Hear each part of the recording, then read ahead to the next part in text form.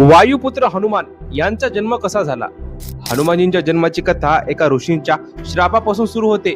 देवी अंजनी म्हणजेच हनुमानजींच्या माता ह्या स्वर्गातील एक अत्यंत सुंदर अशा अप्सरा होत्या. त्यांच्याकडून नकळत एका ऋषींची तपस्या भंग झाली आणि ह्यामुळे ते क्रोधित झाले आणि त्यांनी श्राप दिला की तू पृथ्वीवर वानरी म्हणून जन्म घेशील. पण त्याच वेळी त्या ऋषींना वाईटही वाटले. एका देखण्या स्वर्गीय अप्सरेला आपण असा श्राप द्यायला नको होता, म्हणून त्यांनी ह्या श्रापातून मुक्त कसं होता येईल ते सुद्धा लगेच सांगितलं.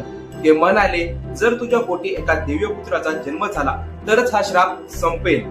पृथ्वीवर जन्मल्यानंतर देवी अंजनी आणि त्यांचे पती वानराज केसरी यांनी पर्वतराजांच्या गुहेत बसून भगवान शिवांची कठोर तपस्या सुरू केली. त्यांची एकच इच्छा होती, त्यांच्या पोटी असा पुत्र जन्माला यावा जो अद्वितीय शक्तींचा असेल.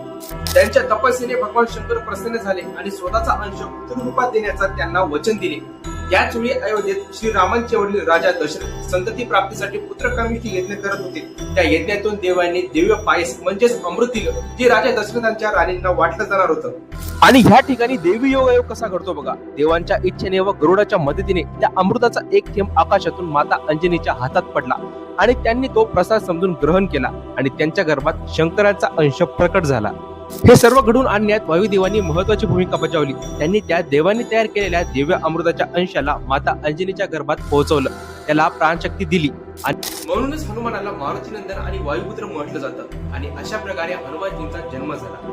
मित्रांनो, जर तुम्हाला अशा प्रकारच्या रंजक गोष्टी ऐकायला आवडत असतील तर नक्की ह्या अकाउंटला फॉलो करा आणि कमेंट मध्ये जय श्रीराम लिहिल्याशिवाय जाऊ नका.